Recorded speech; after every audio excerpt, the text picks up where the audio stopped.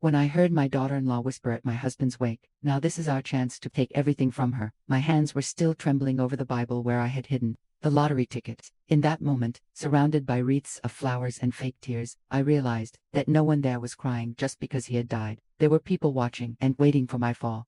I'm glad you're here with me. Stay with my story until the end and tell me in the comments which city you're watching from. That way I'll know just how far my story has reached. My name is Maria. I was 67 years old when all of this happened. I'm a widow, mother of an only son, Eduardo, and for a long time I thought my life would be simple: home, family, church on Sundays, a warm meal on the stove, and my husband, Joe, laughing loud in the living room while he watched soccer. I never imagined that the greatest danger of my life wouldn't come from the street, but from inside my own family. I always saw myself as an ordinary woman, short, gray hair that I pinned up myself in a crooked bun, hands marked from so many years scrubbing floors and washing clothes. I was never one for luxury. My joy was seeing a full table on Sundays, hearing my grandson running through the house, and smelling fresh coffee spreading through every room. I thought that was wealth. Money, to me, was just what paid the bills and bought the basics at the market. Everything started to change the day I won the lottery. It wasn't one of those gigantic prizes you see on TV, but it was enough to change the life of any simple person, enough to fix the house, guarantee a peaceful future, and still save some for my grandson. I remember to this day the sound of the little machine printing the ticket and my heart racing when I checked the numbers on TV, alone in the kitchen, wearing an apron stained with sauce. But along with joy came fear. I knew how different people could become when money was involved. I had already seen families destroy themselves over a piece of land, fights over old houses, brothers turning into enemies. Maybe that's why, on impulse, I did what I did. I took the winning ticket, folded it carefully, and slid it into the cover of my Bible, in that part of the leather that had come a bit loose, which only I knew how to open properly. My thinking was simple: if there's one place no one's going to mess with, it's here. But life didn't give me much time to celebrate anything. Shortly after Joel got sick, it was so fast that even today, when I close my eyes, I feel like I can still hear his cough echoing through the house. Tests, doctors, medicine. In just a few months, the strong man who used to carry me in his arms at church parties was thin, tired, with a distant look. The lottery, which could have been a beginning, became just a heavy secret inside my head. At the wake, the house was full. Family, neighbors, people from church, acquaintances I barely remembered. The flower wreaths took up almost half the living room. The smell of candles, coffee, and cheap perfume mixed in the air, creating a strange, suffocating feeling. Held my Bible against my chest as if it were the only thing keeping me standing. No one there knew that hidden inside that holy book was the ticket that could change my fate. I walked up to the coffin, stroked Joe's cold hand, and whispered softly so he could hear, only inside my heart, "I'll find a way, old man. You can rest now." That's when I heard it. Carolina's voice, my daughter low, but not low enough. "Now this is our chance to take everything from her," she whispered, thinking I couldn't hear. The world spun for a second. I didn't know if I had understood it right. "Take everything from her, our chance." The words echoed in my head as if someone had shouted them into a microphone. My son was standing right beside her, face serious, looking at his phone, instead of at his father lying in the coffin. He didn't correct her, didn't tell her off. He just stayed silent. And sometimes silence hurts more than any word. In that instant, a chill ran down my spine. It wasn't just grief. It was a sense of threat, of danger. I squeezed the Bible tighter, as if it had suddenly become heavier. One question started pounding in my mind. Exactly what is it they want to take from me? The days that followed were a blur of paperwork, signatures, tears hidden in my pillow, and reheated coffee. Eduardo talked a lot about sorting things out, making life easier for you, Mom, putting everything in my name so there's no trouble. Carolina smiled, that empty smile, bringing bakery cake and saying she wanted to take care of me, but her eyes wandered around the house as if they were measuring the value of every piece of furniture. On the outside, I tried to stay calm. On the inside, the anxiety grew. I'd never dealt with documents, deeds, any of that.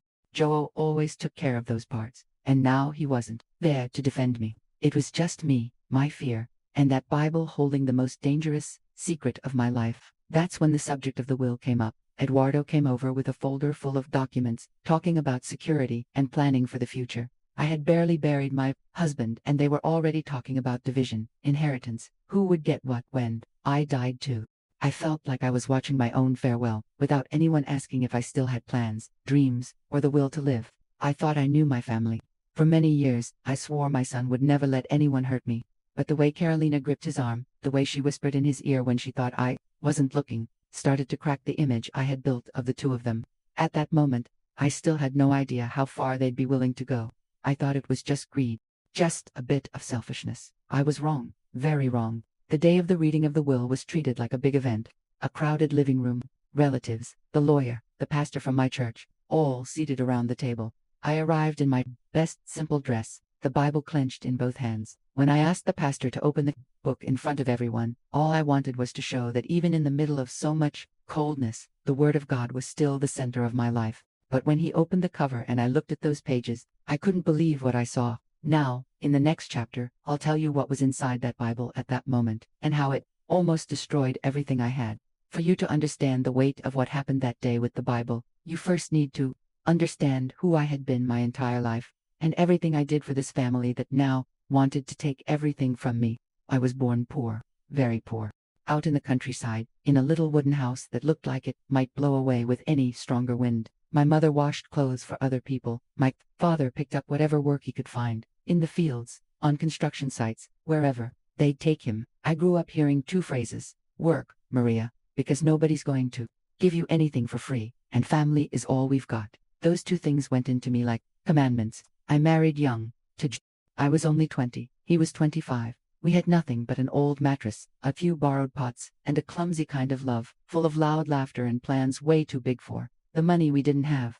I remember the first house we lived in together. The roof leaked when it rained, and sometimes we had to put a basin in the middle of the living room. Even so, I felt like the richest woman in the world when he came home from work, hugged me from behind in the kitchen, and said, "One day, Maria, I'm going to give you a house that doesn't leak. You'll see." When I got pregnant with Eduardo, it was like the world had gained a new color. I would talk to my belly as if he could already hear everything. "My son, you're not going to go through what I went through. You're going to study. You'll have a good bed, shoes without holes. You'll eat meat more than just on Sundays. But life doesn't feel sorry for us just because we dream pretty." When Eduardo was only 4, Joe had an accident at work. He didn't die, but he spent a long time unable to do heavy labor. Our income dropped, the bills went up, and I, not really knowing what else to do, started working wherever I could, cleaning houses in the morning, washing clothes for others in the afternoon, making snacks to sell at night. Sleeping was almost a luxury. I remember one day in particular. It was raining hard, and I had promised Eduardo that if there was any money left over, I would buy him a little plastic car. He wanted it so badly. He'd stand in front of the toy store window, nose pressed against the glass. "One day this is going to be mine, right, Mom?" he'd ask. "It will, my son. Your mother promises." That day, after washing piles and piles of clothes, my hands were so wrinkled they looked like an old woman's. But I counted my coins, wrapped them in a cloth, and went to the shop. The toy car wasn't anything special, but seeing Eduardo's smile when I put it in his hands was like I'd given him the whole world. "Mom, you're the best mom in the world," he shouted, running around our cramped living room, the little wheels clattering on the floor. I lived for that, seeing my son happy. I wore the same clothes for years, mended the same dress until it was nearly falling apart. Meanwhile, Eduardo grew up changing uniforms whenever the school required, always with a new notebook, a new backpack when we could manage it. If there was one thing I couldn't stand, it was the thought of my son feeling ashamed in front of others. When Joe got a bit better, he went back to work, but it was never quite the same. Even so, we pulled together. He took odd jobs. I kept cleaning houses. Little by little, we left the bleaker roof house and bought a small plot of land on a simple street, but it was ours. It took years before the walls went up, one room at a time. I helped carry bricks, cooked for the workers, saved money in every way possible. When the house was finally finished, I sat on the curb, looked at the simple front, painted it slightly dingy white, and cried. Joe sat beside me and said, "See, Maria, we did it." And I answered,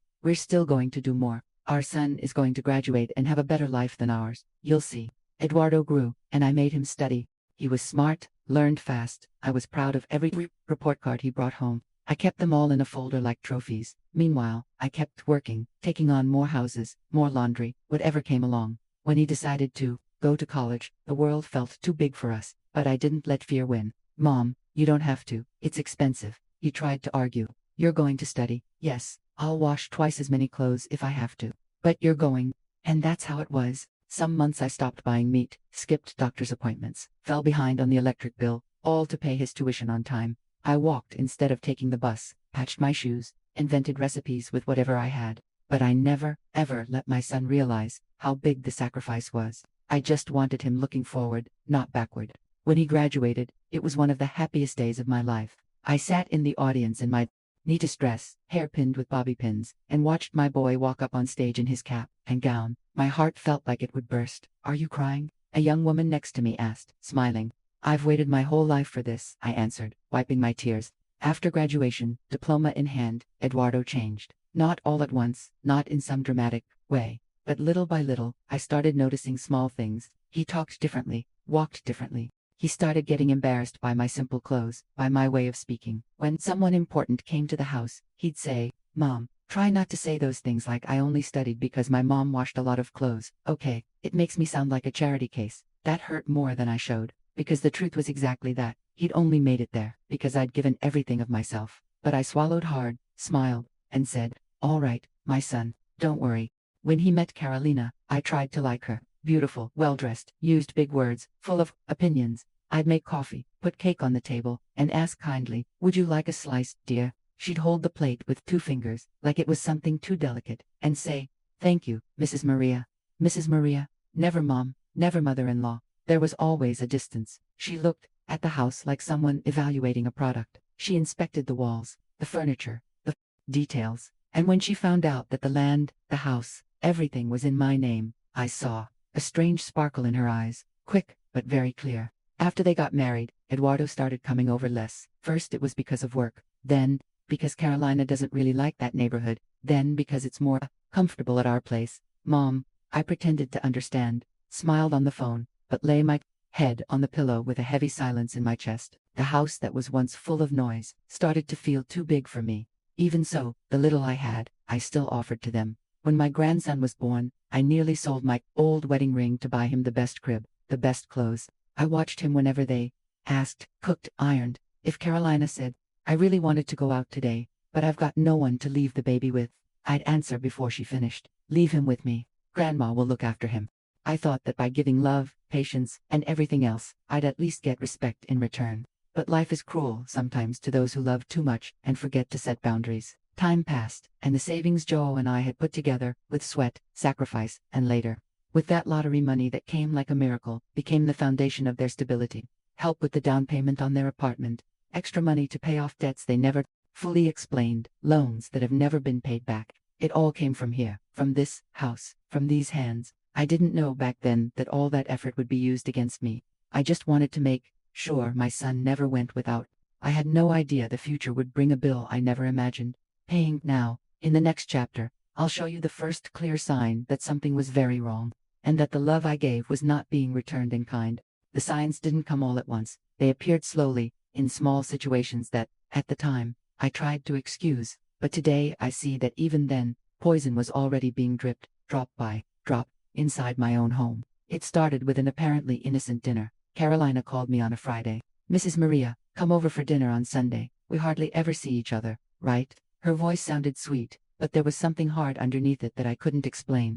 On Sunday, I put on my blue dress, the best one I had, pinned my hair neatly, and brought a flan I'd made with all my love. When I got to their apartment, the smell of fancy food filled the hallway. Different spices, shiny pots, glasses on the table. Everything looked too perfect. Carolina greeted me with a quick kiss on the cheek without really touching me. "I'm glad you came." She looked at the dish in my hands. "Oh, you brought flan. How simple, but Eduardo likes it."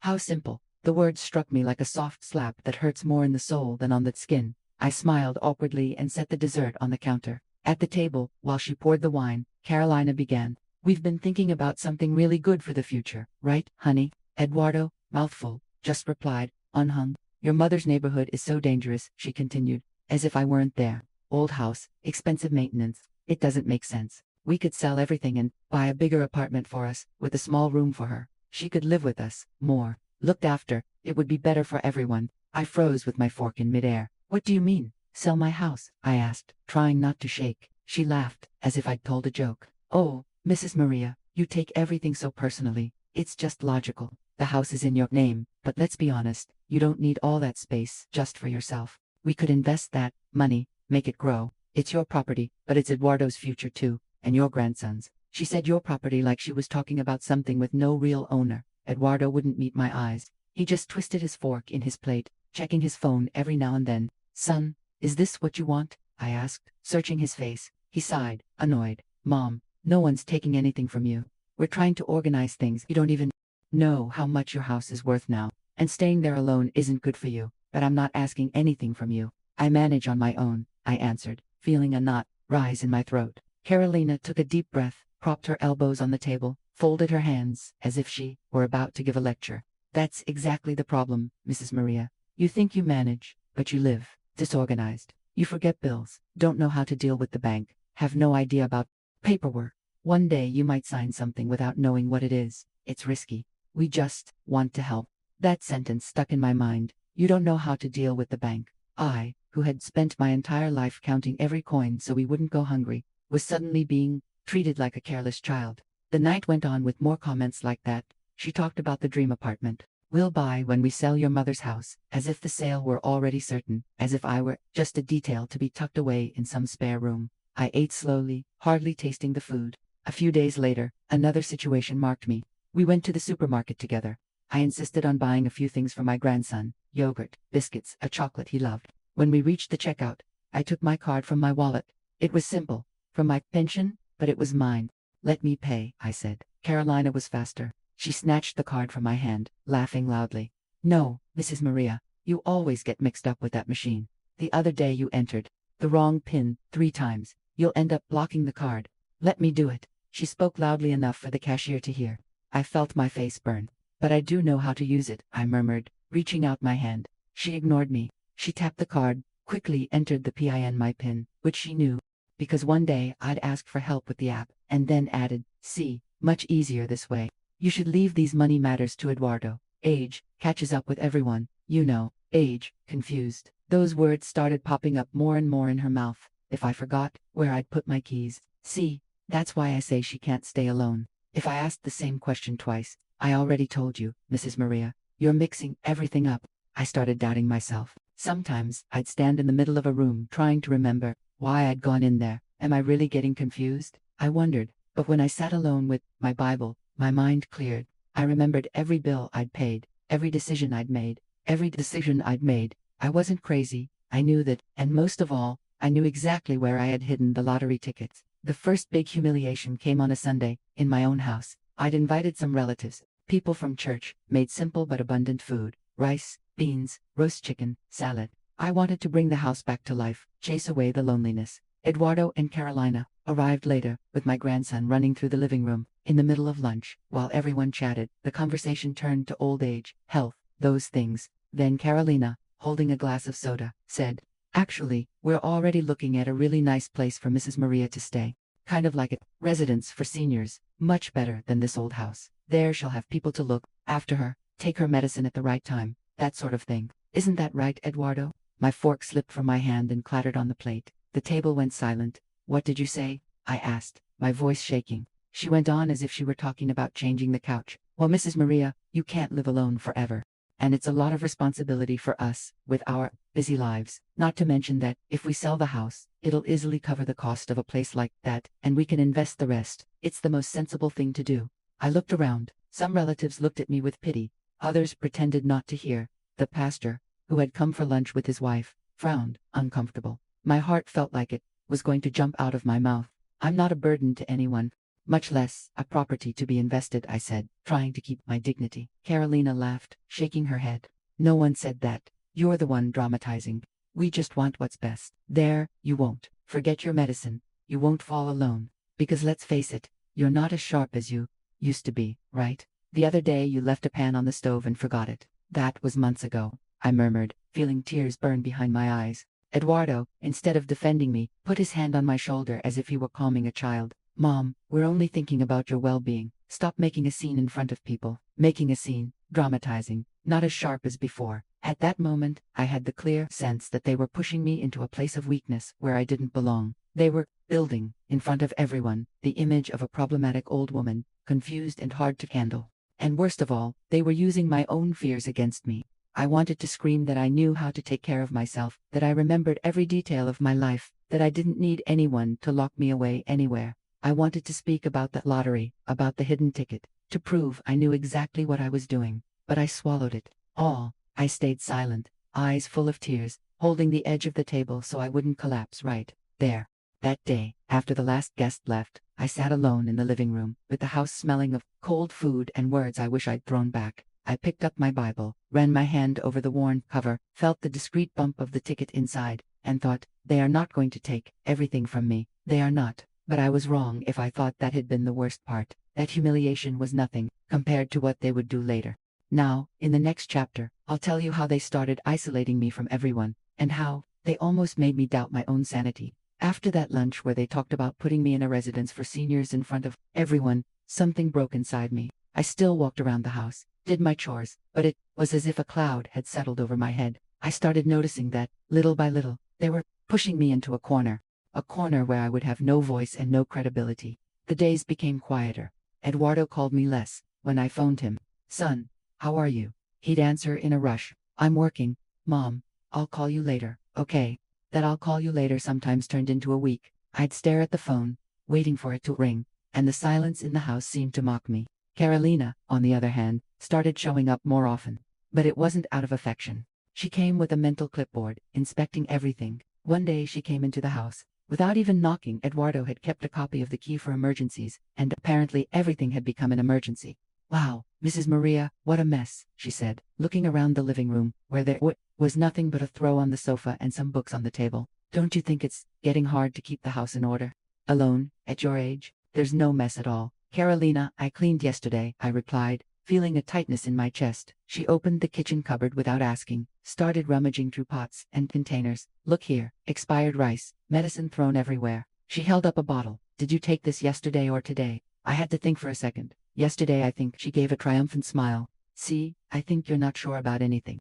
That's serious." I started to notice that every time I hesitated for even a moment, she blew it up into proof that I was losing my mind. If I took a second too long to remember a word, a name, a date, she'd comment, "Yep, memory's going." Those phrases started to spread. One day at church, a woman came up to me after the service. "Maria, I talked to Eduardo yesterday. He said you've been a bit forgetful, that you need help with everything.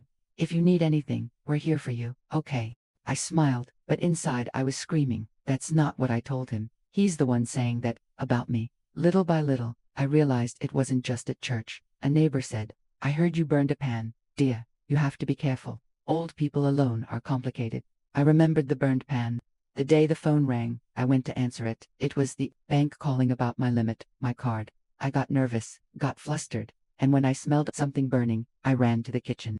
Nothing serious, something that could happen to anyone, but that had become a public story, repeated as proof of my incompetence. The hardest blow was when they messed with my money. I was used to going to the bank, myself, withdrawing a little, paying my bills, saving the rest. One day, when I got there, the clerk said, "Mrs. Maria, your son Eduardo already sorted everything out with the app. Remember, he's your legal representative now. You don't need to come here so often anymore." "Representative?" I asked, confused. "Yes, he has a power of attorney to manage your account, sign for you in certain things, all done properly, with documents." I felt my legs weaken. "But I don't remember authorizing that," I murmured. He looked at me with pity. "Maybe you just forgot, right? It happens." When I told Eduardo about it, he snorted. "Mom, stop. You signed those papers yourself the day we went to the notary."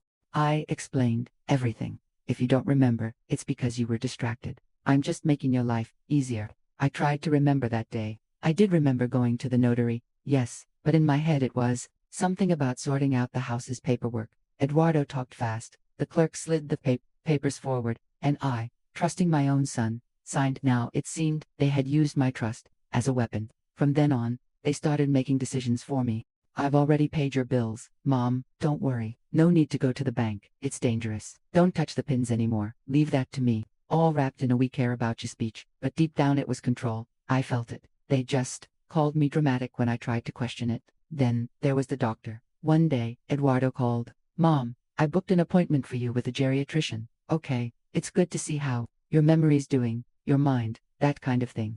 Naively, I thought it would be to take care of my health. At the appointment, the doctor, very polite, neat tie, started asking strange questions. "Do you know what day it is today? Who is the president? Can you repeat these 3 words? Cup, tree, key." I answered everything, a bit nervous, stumbling on one word or another. When we left, I overheard the doctor talking to Eduardo in the hallway, thinking I couldn't hear.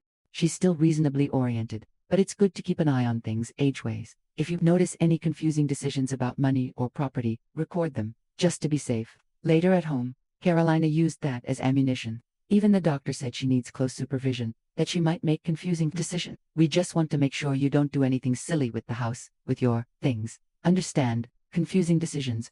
I knew exactly what they meant by that, stopping me from controlling what was mine. I felt trapped. If I decided anything they didn't like, they'd call it confused. They started isolating me a little more each day. When someone in the family said, "I'm going to stop by for coffee, Maria," either I got a message first, "Mom, today isn't a good day for guests, is it? You've been so tired, you need to rest, let me handle them."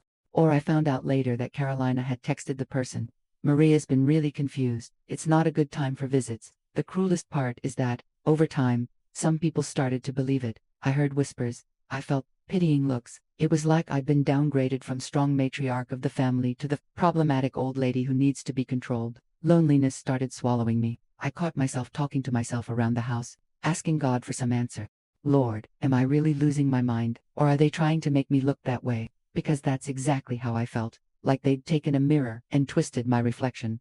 I looked at myself and no longer knew if I could trust my own thoughts. That's the damage gaslighting does. It gets to a point where you're not sure if the floor is solid or if it's just your head failing. In the middle of all that, there was the Bible. It stayed there, in the same place, on the little table by my sofa. I had the habit of reading a passage every night, and when I ran my hand over the cover, I could feel the small bump inside the lottery ticket like a beating heart. It was proof that I still had something that was mine alone, something they didn't know about, didn't control. It was like a secret that kept me standing, until the day I came home and found the living room ransacked. The cushions were out of place, the drawer of the side table opened, some papers on the floor. My chest turned to ice on the spot. I rushed to the Bible. The cover was slightly shifted, like someone had handled it. My fingers shook as I felt the leather, and felt nothing where there had once been a bump. My world stopped right there. "No, no, no," I whispered, opening the cover in desperation. The pages were still there, but something was wrong. The hiding place had clearly been disturbed. The ticket, I didn't find it. My eyes filled with tears, my breathing went shallow. I sat on the sofa, clinging to that book, feeling like the ground had been ripped from under me. Did I take the ticket out and forget where I put it? Did I hide it somewhere else? The doubt they'd been feeding for months now attacked me with full force. Could it be that I had done it myself and didn't remember? I spent hours searching the house, inside drawers, in the wardrobe, in kitchen jars, between documents, nothing. With every corner I turned upside down, the sense of madness grew. It was exactly what they wanted, for me to start questioning my own sanity. That night, I sat on my bed, the open Bible on my lap, my hands shaking. Outside, the neighborhood was quiet. I felt completely alone. It was one of the darkest moments of my life. I cried like I hadn't cried since Joho died. But right there, in that moment of despair, with swollen eyes and a broken heart, a little detail caught my attention. A small sign, hidden among papers and dates, that changed everything. Now, in the next chapter, I'll show you what I found, and how that clue revealed the cruel plan they were plotting against me. That night, when I saw the living room in disarray, and felt the Bible's cover different, I was sure of one thing: someone had been there and touched what they shouldn't. What I didn't yet know was whether the enemy was only outside, or if it was also living inside my own mind, in the form of broken memories, trying to convince me that I was the crazy one. I spent hours turning everything upside down. I opened drawers, pulled sheets out of the closet, dug through old boxes of photographs. With every place I searched, the same question gnawed at me. Was it me? Did I take the ticket out and forget, or did someone come in here and look through my things? The fear of truly losing my memory was almost as big as the fear of being robbed, because if it was my mind, how do you fight your own mind? How do you prove anything? It was already past midnight when, exhausted, I sat on the living room floor with the Bible open in front of me, pages all scattered. Crying, I spoke out loud, "Lord, if there's something hidden, show me. I can't stand doubting myself anymore." That's when I saw it, a tiny detail, almost ridiculous, but it changed everything. Between the little table and the wall, there was a folded, crumpled piece of paper, wedged in, as if it had slipped from somewhere. I crawled over on my knees and pulled it out carefully. It was a bank statement. In the corner, my full name. But the mailing address wasn't mine. It was Eduardo's. My heart started racing. I didn't remember ever asking them to send any bank mail to my son's home. I unfolded the paper and started reading, line by line. There were large withdrawals, transfers to a joint account in the name of Eduardo and Carolina, on dates when I was definitely at home, watching TV or cooking lunch, amounts I had never authorized. My God, I whispered, feeling the ground disappear. They're messing with my money. I kept searching, Inside the side table drawer, I found other papers I didn't remember placing. There, copies of my signature, a power of attorney with my name and Eduardo's, in tiny letters saying full powers to move accounts, sell movable and immovable property. I read and reread that piece of paper until the letters started to dance. On the back, a handwritten note in Carolina's handwriting. Check with realtor value of Maria's house after renovation. I wanted to tear everything up, but something in me, maybe the bit of clarity they still hadn't managed to crush, said, don't tear it up, keep it. This is evidence. I started going through other things they probably thought I didn't even know how to find out. Went to that high cabinet where Eduardo had put some documents we'll look at one day. Mom, I pulled a chair over, climbed up carefully, and reached a heavy blue folder. Inside it were flyers for a place called Vida Serena Residence, photos of smiling seniors in perfect gardens, flower-filled bedrooms, phrases like your loved one cared for with love in pretty letters. Alongside those, detailed budgets, private room, X amount, admission, guaranteed after sale of family property. On one sheet, I recognized Carolina's handwriting.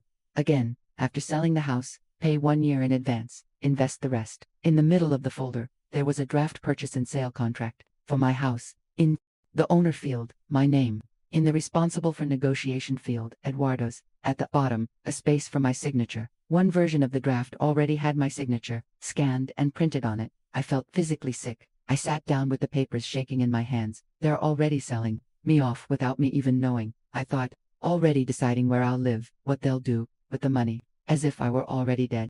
Worst of all, there was still no sign of the lottery ticket anywhere in that stack of paper. But suddenly, the ticket seemed small compared to the size of the plan forming in front of me. They didn't just want that prize. They wanted everything. My house, my pension, my independence, my voice. For a few days, I kept pretending nothing had changed. I cleaned the house, made my coffee, went to church. But inside, a new Maria began to wake up, one who watched in silence. I started paying attention to everything. One day, at Eduardo and Carolina's apartment, I went to the bathroom, and, through the half-open bedroom door, I heard Carolina's voice. I already told you, as long as she has control over that money, we're never getting out of this mess. Her house is our only way to breathe. Eduardo sighed. Give it some time, Carolina. She just became a widow. Widowed, she repeated impatiently. So what? What if she decides to donate everything to the church? What if she signs something stupid? You heard the doctor.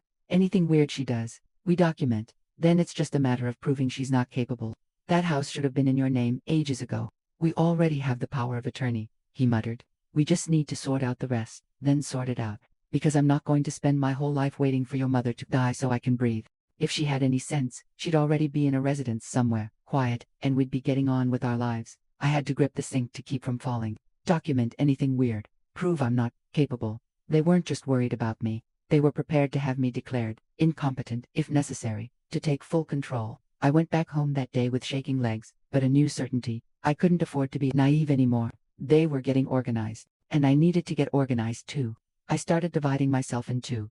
The Maria they saw distracted, tearful, the confused old lady, and the Maria who woke up in the middle of the night, turned on a dim light, and wrote everything down in a little notebook hidden in the back of the wardrobe. Dates, amounts, phrases I'd heard, pin changes, strange visits. I didn't say anything to any relatives. I didn't even tell the women from the prayer group. For the first time in my life, my instinct was silence. They were the ones talking too much, and it was in their careless words that the masks slipped. One day, digging through an old handbag, the one I used when I still worked outside the house, I found something forgotten at the bottom. A yellowed receipt from the lottery shop, from when I checked the winning numbers and asked the clerk to register the amount in the system so that if I ever lost the ticket, there'd be some record of the code. Joe had insisted. At the time, do that, Maria. What if the ticket disappears? On the back of the receipt, I recognized another handwriting. His Joe had written, don't trust anyone but yourself with this. Only hand it in at the right time. I ran my finger over those words as if I were touching his hand again. It felt like he was reminding me, from beyond, that I wasn't crazy,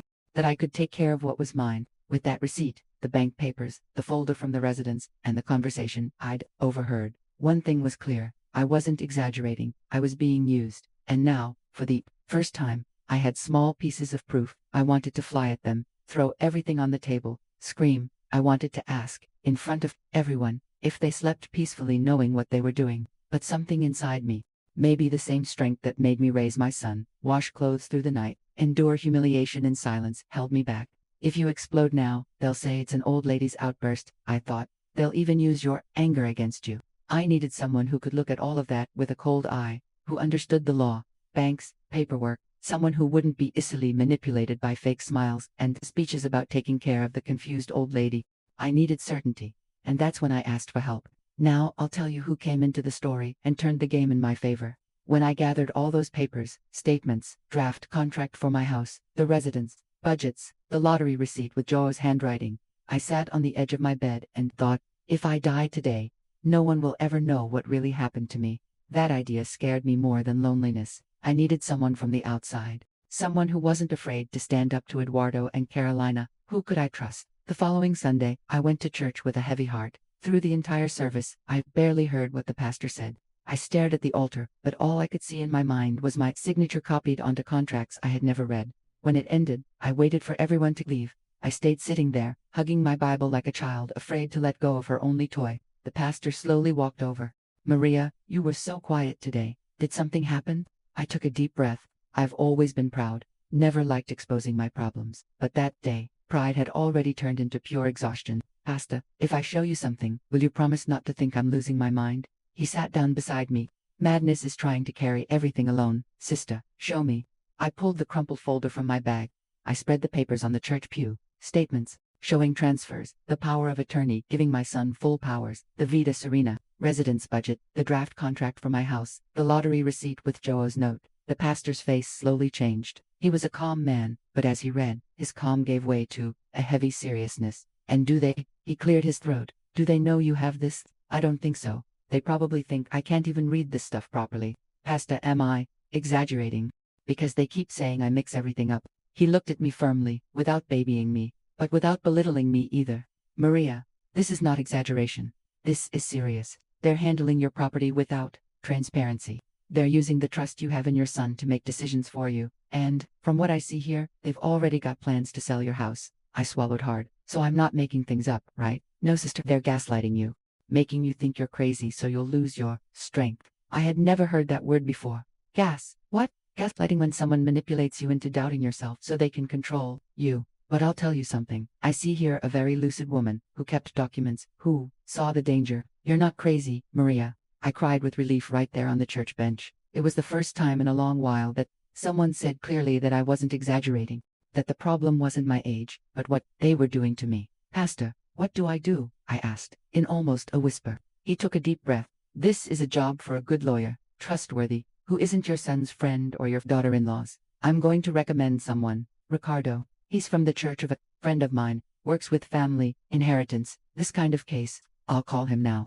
A few days later, I was sitting in front of this Ricardo, in a simple but tidy office, with books up to the ceiling. He looked to be in his early 50s, gray at the temples, glasses sliding down his nose. He offered me a glass of water and said, Mrs. Maria, you can tell me everything from the beginning, slowly. Here, you don't have to feel ashamed of anything. I started with Joe, our simple life, the house, Eduardo, how Carolina slowly inserted herself into my routine, the phrases that belittled me. I told him about the geriatrician, the residence for seniors, the ransacked living room, the missing ticket, the bank statement that had fallen between the table and the wall. By the time I finished, my hands were sweaty and my heart was racing. He pulled the papers toward him, put them in order, laid the power of attorney in front, the statements alongside. First point, this power of attorney here, he tapped the paper, gives your son far too many powers. With this, he can sell your house, transfer money, sign things in your name. Did anyone explain this to you properly when you signed?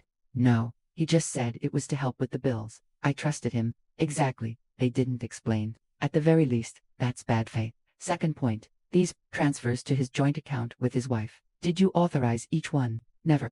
I didn't even know that money had left. He jotted something down on a notepad. This is called financial abuse, and it's a crime, Mrs. Maria, especially against elderly people. My stomach flipped hearing the word crime used about my own son. I never imagined I'd be living this. And this folder from the residence. He flipped through it. It clearly says here that payment would be made with the proceeds from selling your house. So they're already planning to sell the only asset you have, put you in a place they chose, and invest the rest. All while treating you as if you're incompetent when you came here alone, sought me out, brought your documents in order. Do you know what day it is today? I do, I answered without hesitation, stating the date, the street name, the neighborhood, roughly what time it was. He smiled to himself. Exactly. You're more oriented than a lot of young people I see. I breathed a little easier. He went on. The good news is, there's still time to turn this around. But you're going to have to be very clever. No fighting with shouting in scenes, because then they'll use that as emotional instability. You're going to protect yourself quietly. How? First we go to the bank. I'll go with you. We'll look at everything that's been moved. Request detailed statements, signature records, recordings of phone calls if there are any. And we'll revoke this power of attorney right here.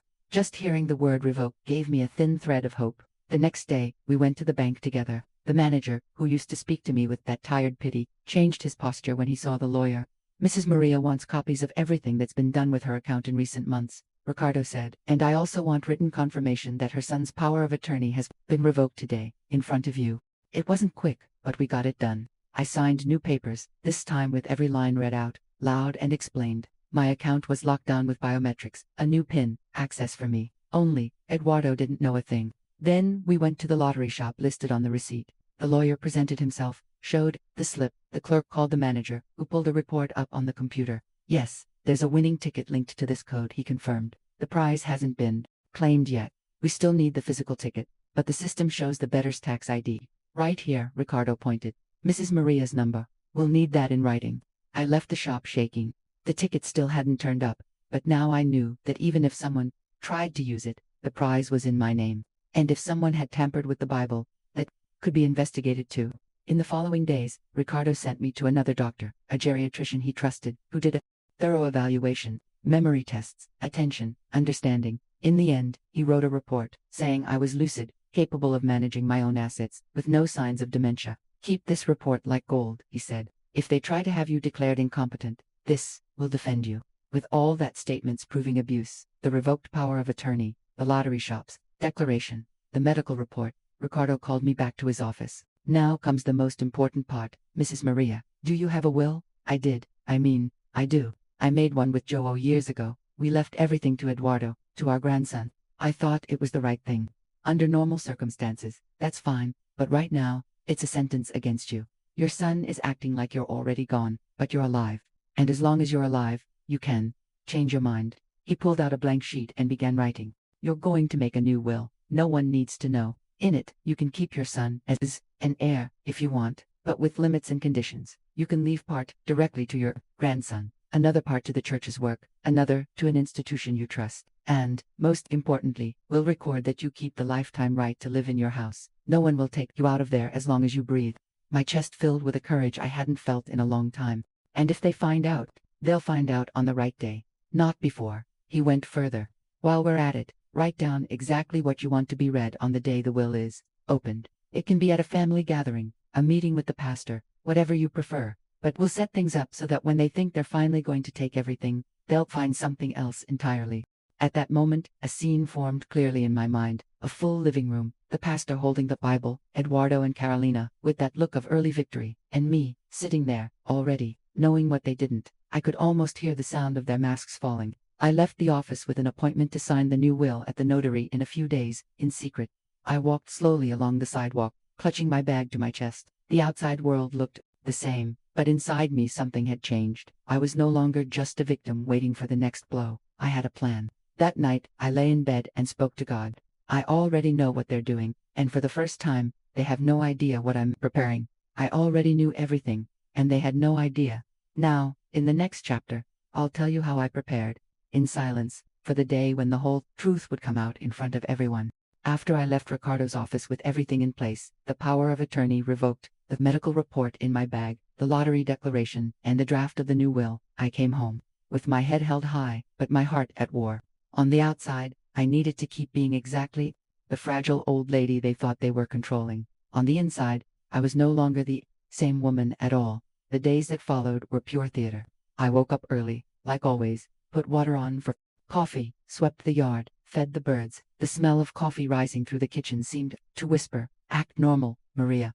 Don't give yourself away." I wiped the floors, made the bed, turned on the TV just to have people's voices in the background. To anyone looking from the outside, I was the same gentle widow as always. But between one pot and another, I went over every step of the plan in my mind. Joe would have been proud of me, I thought. For the first time, I wasn't just reacting to whatever life threw in my face. I was shaping my own fate. The new will was signed quietly, in a small registry office on a street where Eduardo and Carolina never passed. I went with the lawyer and the pastor, who I'd accepted as a witness. The office smelled of old paper and reheated coffee. As I signed, my hand trembled a little, not from doubt, but from the weight of it. My life was being rewritten there, line by line.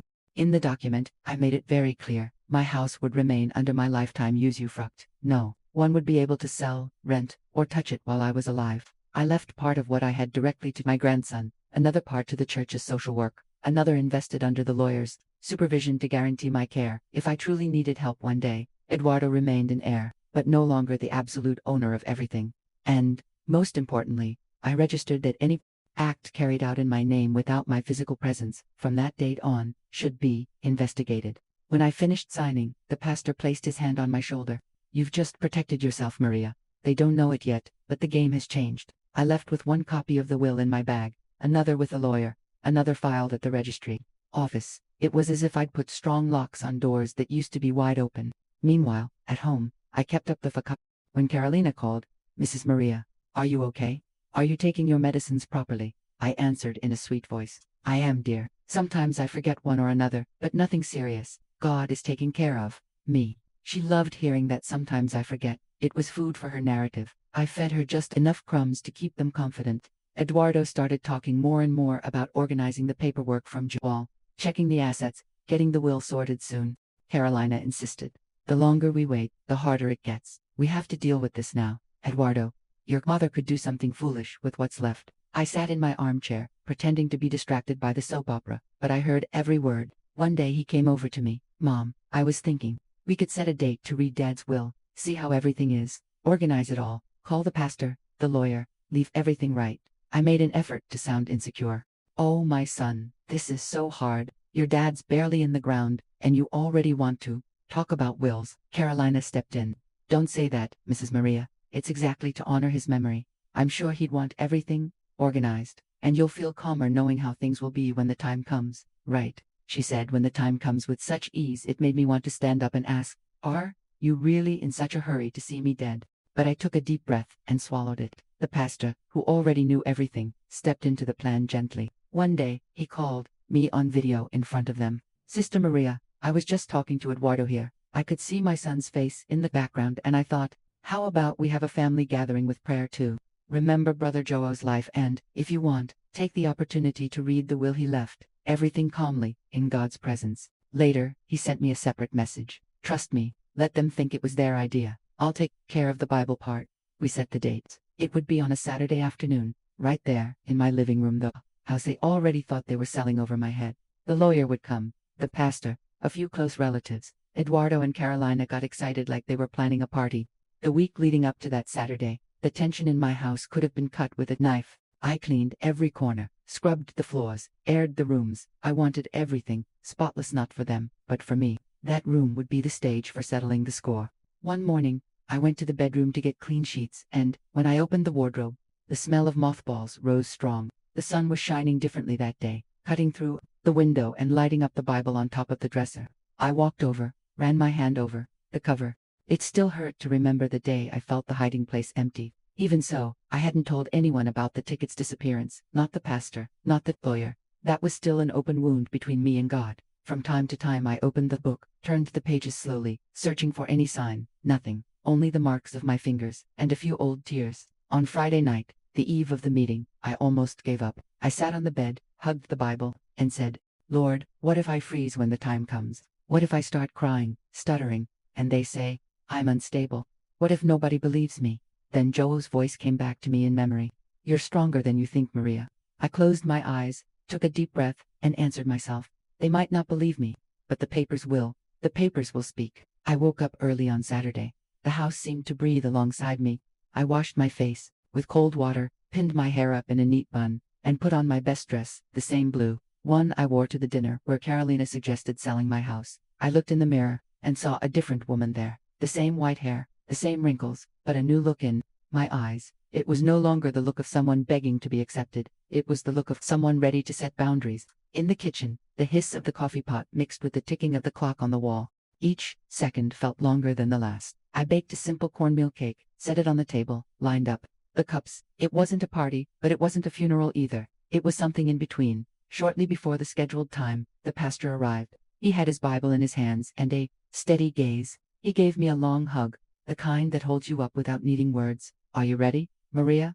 I don't know, I answered, half laughing, half crying. But it's going to have to be.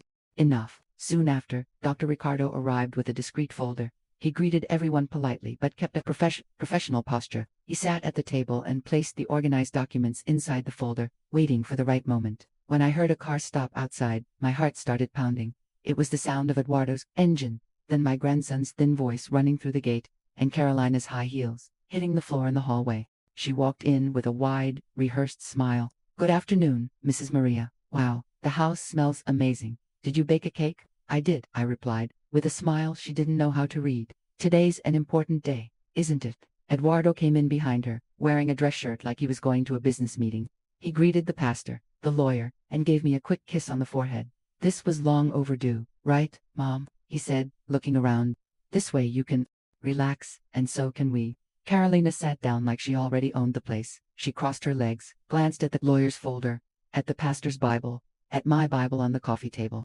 I saw the glint of expectation in her eyes. To her, this was the big day of victory, the day everything would officially start being organized in their favor. On the outside, I kept my voice calm. I served coffee, cut the cake, made small talk. On the inside, it felt like every gesture was calculated. The way I held the cup, the way I looked people in the eye, the way I refused to let my hands shake.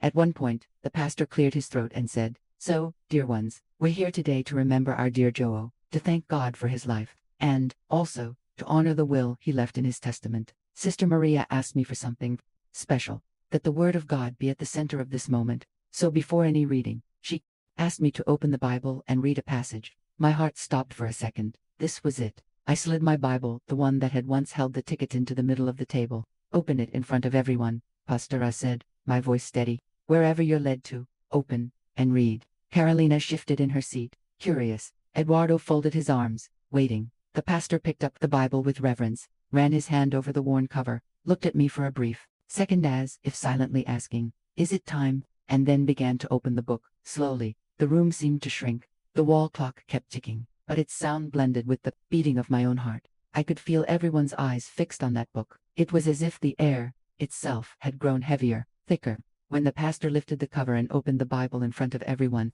my world turned upside down again, because the moment my eyes fell on those pages, I saw something I never expected to see there. It was time for this family's toast, the moment when I would finally speak. Now I'll tell you what I saw in that Bible, and what I said, in front of everyone, that made the masks fall one by one. When the pastor opened the cover of my Bible, the soft crack of the leather sounded like thunder inside my head. I held my breath. For a second, nothing happened. Then something thin slipped out from inside and landed on the pages, right in the middle of the table. A small folded piece of paper, in a format I knew very well. My heart hammered in my chest. My hands started trembling. I would recognize that rectangular, thermal paper anywhere. It was the lottery ticket. For a few seconds, no one understood what was going on. Carolina frowned. "What's that?" she asked, trying to hide her curiosity.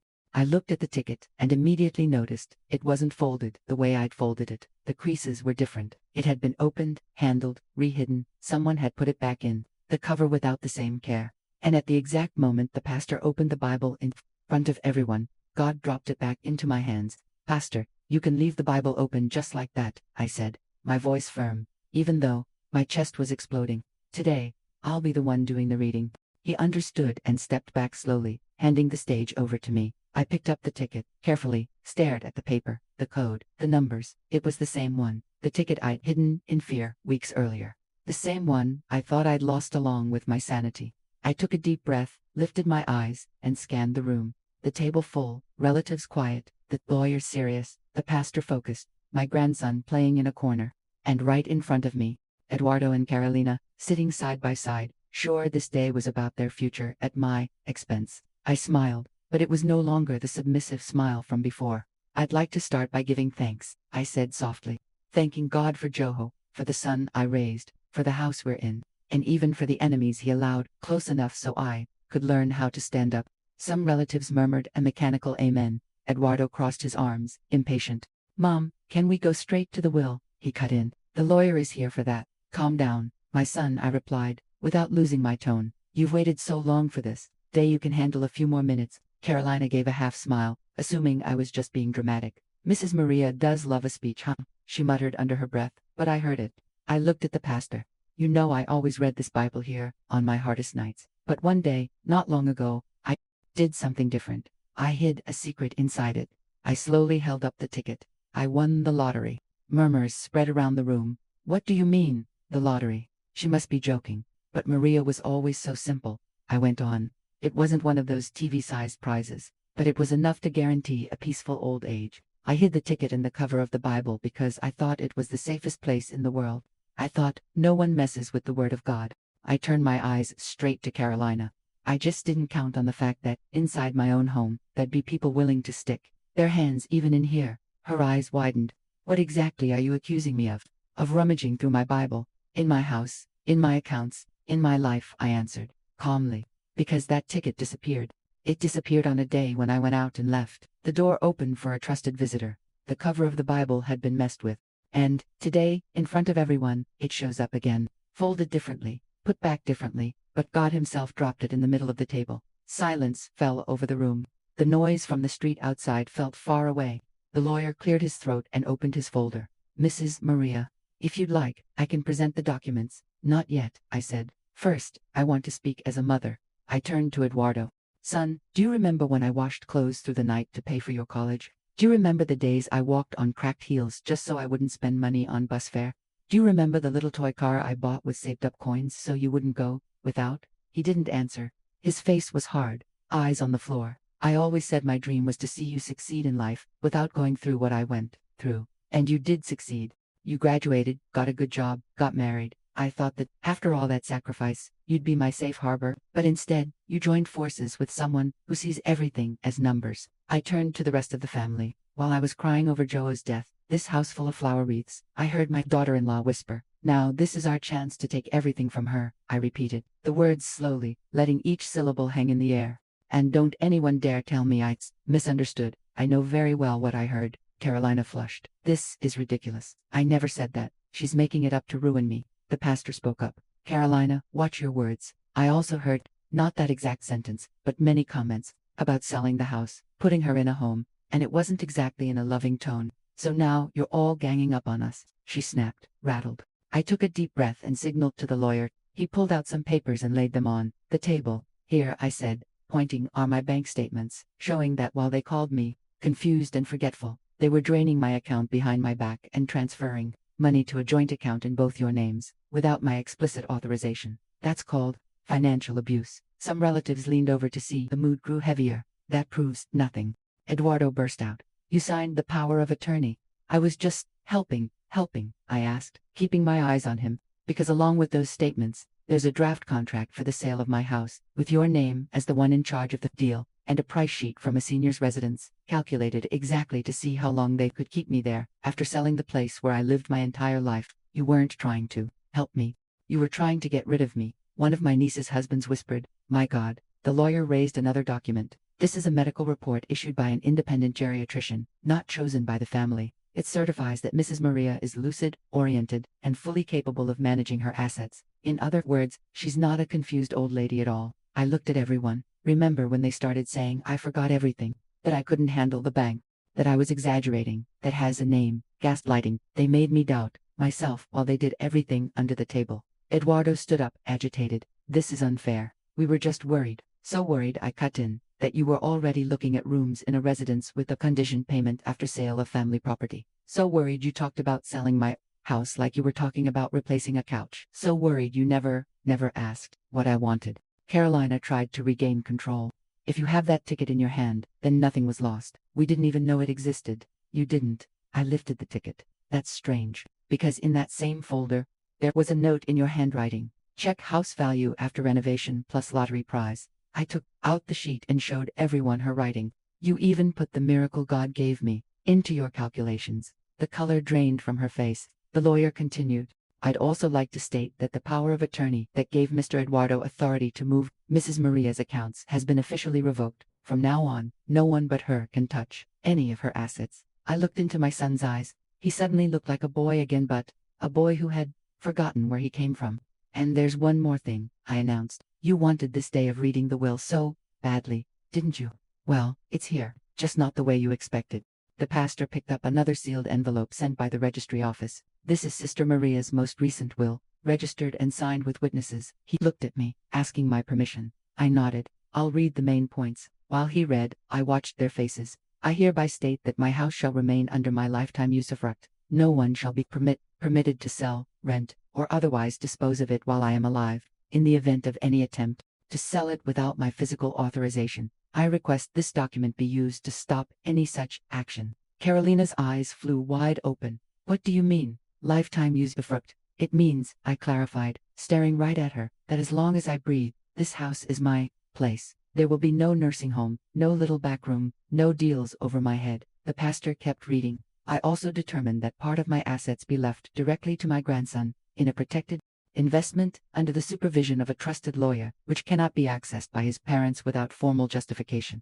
Another part shall be donated to the church's social work, which has always supported me. The remaining portion shall go to my son, provided that all the above conditions are respected. A heavy silence filled the room. So, Eduardo started, choking on the words, "You're not leaving everything to me. You chose to give money to the church instead of me." I looked at him with more sadness than anger. I chose to give to those who didn't try to lock me away in a corner and take what's mine. I chose to make sure your son has a future, even if you and your wife don't know what to do with your present. And above all, I chose to respect myself, something you didn't do. Carolina jumped to her feet. "This is absurd. You're ungrateful. We've always been there for you." "There for me?" I asked, standing up to "There for me while you called me confused in front of others. There for me while saying I was a burden, that my house was old, that I should be locked up somewhere.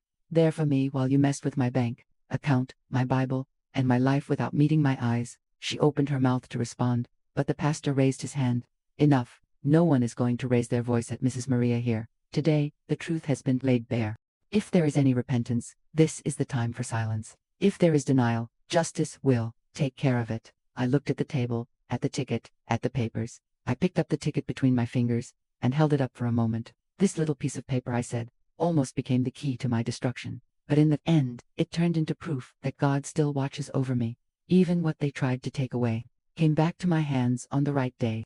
And there's one last thing I want you to know." I turned to Eduardo and Carolina, my voice steady, not shaking. "From today on, none of your bills will be paid with my money. No apartment of yours will be rescued with what I sweated for. No investment will be made at my expense. You're adults. You're educated. You're healthy. Figure it out. I am no longer this family's ATM." I took a deep breath, feeling an enormous weight lift from my chest. When I get up from this table today, I know nothing will ever be the same. Now I'll tell you what happened to each of them after that day, and how life gave an answer. That human justice sometimes takes too long to deliver. When the meeting ended, no one left that room the same way they'd walked in. People started getting up slowly, like they'd just witnessed a car crash in slow motion. Some avoided looking at me, others came over to hug me, ashamed for having believed the stories about the confused old lady.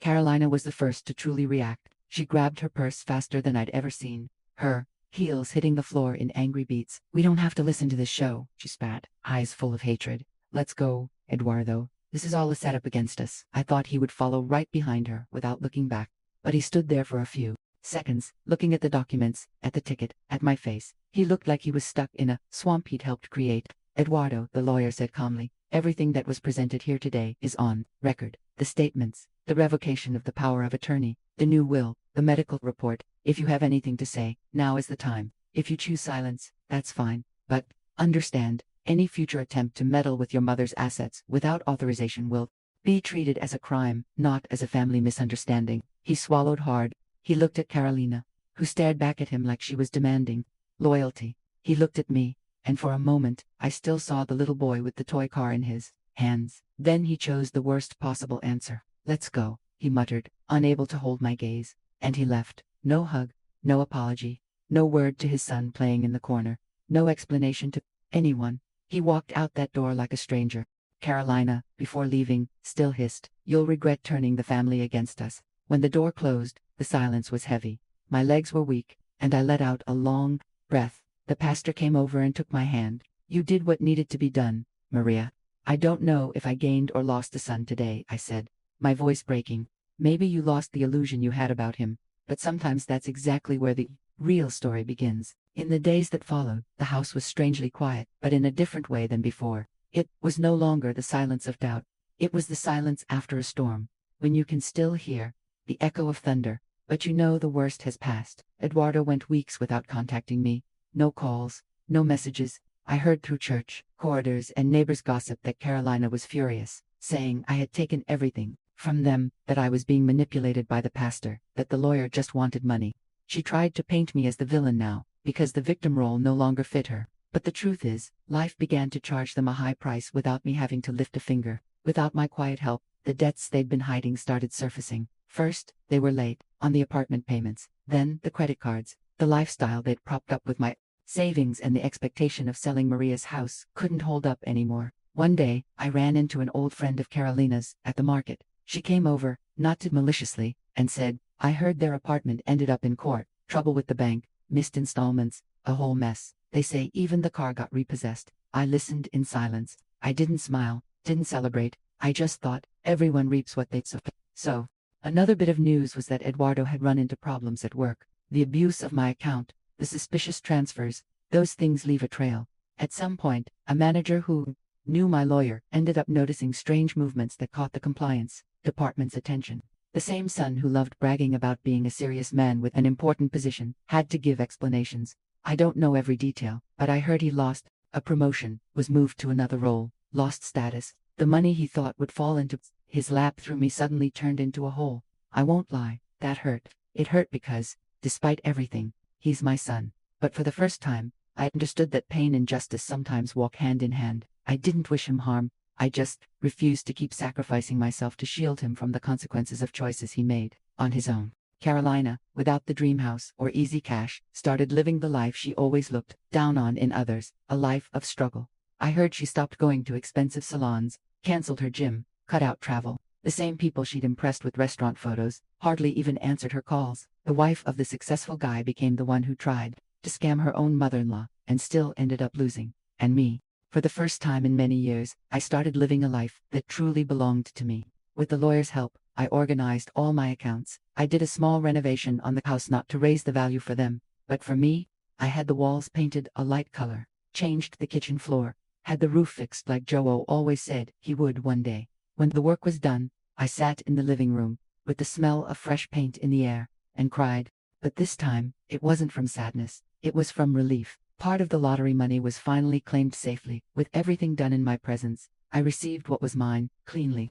We invested some, kept some for emergencies, and I used part of it to do something I'd always wanted but never dared. Small trips with the women's group from church. Nothing big. A nearby town.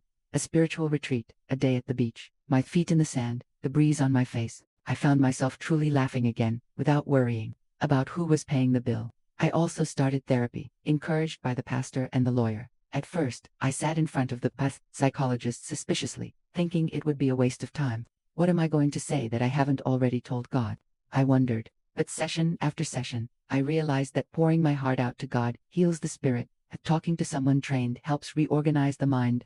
I learned to give names to what I'd lived: emotional abuse, gaslighting, financial violence. I learned that love without boundaries turns you into a doormat, that it wasn't selfish to choose to protect myself. I went back to simple things I'd abandoned, tending the plants in the yard, embroidering little kitchen cloths just because I thought they were pretty, reading not only the Bible but also books I borrowed from the church library. Little by little, my home filled up with life again. It was no longer the place where I sat waiting for the phone to ring. It was the place where I lived. My grandson, poor thing, ended up in the middle of all that crossfire. At first, Eduardo and Paltal and Carolina tried to keep him away from me. They told him I was confused, that I was against his father. But children feel the truth in people's eyes. One day, he showed up at my door, with his backpack on, brought by a relative who refused to cooperate with the distance. "Grandma, I missed you," he said, hugging me tight. I knelt down and held that boy like I was holding a piece of my soul that had escaped and come back. "I never stopped being your grandma, my love. This will always be your home," I told him, tears in my eyes. From then on, we arranged visits whenever possible, always properly, never hiding anything. I didn't speak badly of his parents, no matter how much it hurt. I just told him, what happened is a problem for the adults. You only need to know that you are loved, and that you'll always be welcome here. At church, I stopped being the poor woman whose son wants to put her in a home and became again the Maria who prays for others, helps organize events, holds the hands of those who cry.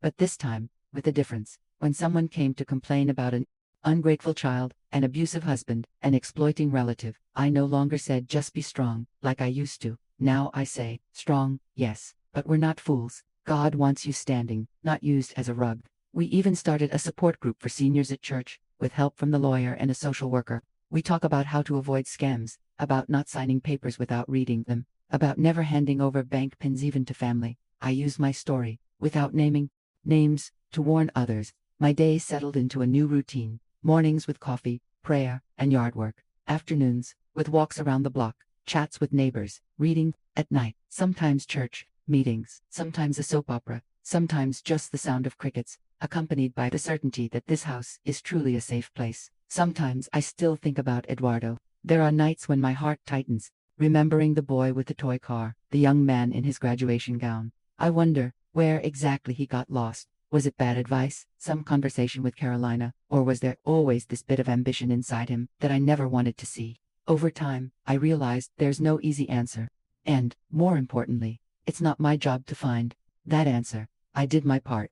I gave him love, education, a home, opportunities. How he chose to treat all that, that was his decision. What matters most wasn't what they lost, it was what I gained. Respect for myself, peace inside my own home, a future shaped by me and God, not by other people's interests. I'm no longer an object in dispute. I'm the owner of my own story. Now, I'll tell you who I became after all this, and what the greatest lesson was that I learned about love, money, and family. These days, when I wake up and see the light coming through my bedroom window, it's as if the sun itself is whispering, "You made it, Maria." I get up slowly, stretch my legs, feel the cold floor beneath my feet, and give thanks in silence, not for having won the lottery, not for winning in court, but for having survived emotionally to all of it. A few years have passed since that day when the Bible was opened in my living room, and the ticket fell onto the table as if heaven itself had pushed it out. A lot has changed on the outside, but what amazes me most is what changed inside me. I'm no longer the woman who accepts anything for the sake of the family. I still love my son, but I no longer worship motherhood as an altar where I have to sacrifice myself all the time. Today, my day is simple, but it's mine. In the morning, I make my coffee calmly, without rush, without fear of calls from the bank, without panic over strange charges. The sound of the kettle has become a freedom song.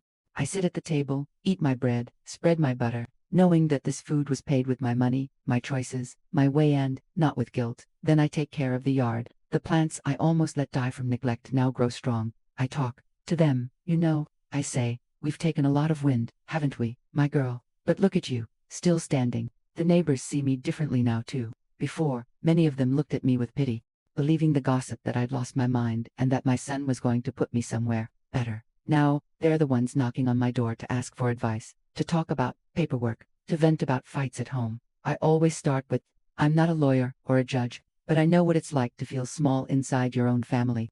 My grandson, now a teenager, still comes to visit. Sometimes he Aravasquiat, throws his backpack on the sofa, and slumps in a chair in the kitchen. Grandma, school is so annoying. I laugh, dish up some food, and listen. I don't badmouth his parents, even though the hurt is still there somewhere. I just tell him, you don't have to repeat anyone's mistakes, my boy. Not mine, not your father's. You're allowed to be different. He looks at me with a seriousness that doesn't match his age. I don't want to be anything like anyone who treats you badly, Grandma. And in those moments, I feel that, despite all the pain, some part of my story is being healed in the next generation. Eduardo, he's still a separate chapter.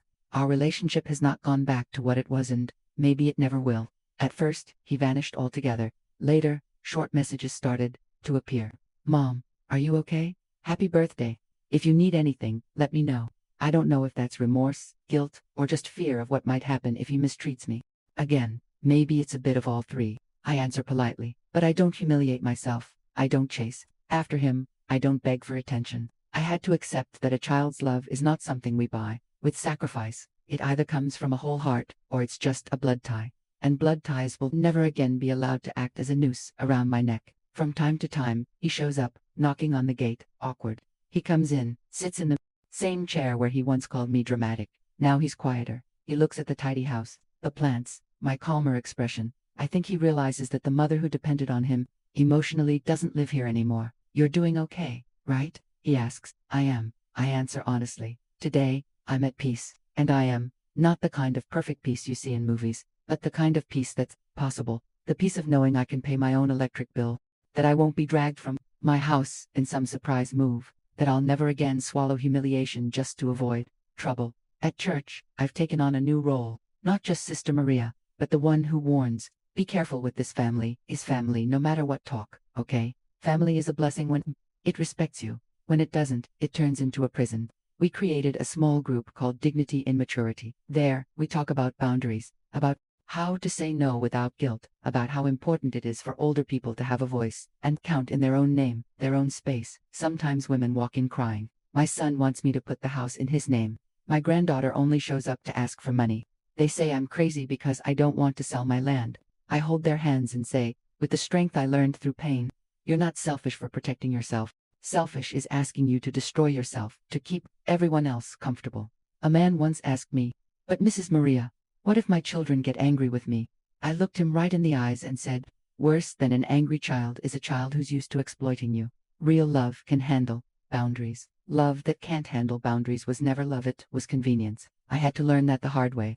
With my money safe and my house guaranteed, I also discovered I still had the right to dream, even at my age. It's never too late to do something for the first time. I went to the movies alone for the first time. At first, it felt strange, but then I caught myself laughing at the idea. Me, almost 70, eating popcorn and crying at a movie no one else recommended. I also traveled alone once, on a seniors bus tour. We went to a historic town. I walked on cobblestone streets, ran my hand along old walls, and thought, how many things have these walls watched fall and get rebuilt? I saw myself in those old facades, cracked, marked, but still standing, still beautiful in their own way. And through all of this, I kept my faith, but a different kind of faith than before. Back then, I thought being a good Christian meant enduring everything in silence, forgiving in a hurry, swallowing tears, and pretending it didn't hurt. Today, I understand that God did not make me a doormat. He made me his daughter, and a daughter has value. A God I know doesn't rejoice in watching a mother being used, humiliated, and robbed in her own home. He rejoices in seeing that same mother get up, say enough, protect herself, and, yes, forgive, but without returning to the same place of abuse. If there's a moral to my story, it's this. Love without boundaries isn't a beautiful love, it's a sick one. Money without character becomes poison, and a family that only shows up to control your pin and property isn't family, it's a business arrangement. Today, when I look back, I don't see myself as a victim. I was a victim for a while, but I didn't stay there. I became the protagonist of my own story, late, tired, trembling, maybe, but I did it. I discovered that old age isn't always an ending. Sometimes, it's where courage finally begins. And if you're listening to me right now, maybe eating something, lying in bed, scrolling on your phone, quietly crying because you recognize yourself in parts of this story, I want to tell you something from the heart. You are not crazy just because they've said it 1,000 times. You are not ungrateful just because you finally started saying no. You are not selfish for wanting to protect what's yours. Anyone who truly loves you doesn't want to lock you away, silence you, or erase you. True love wants you standing with dignity. If someone needs to shrink you to feel big, that person doesn't deserve to be called family, in the best sense of that word. I used to think that to be a good mother, I had to accept everything in silence. Today, I know. The best thing a mother can do is show the world and her children that she is a person, too. A person who feels, gets tired, suffers, learns, and who, when necessary, stands up. And that, I can say without fear, was the greatest lesson of my life.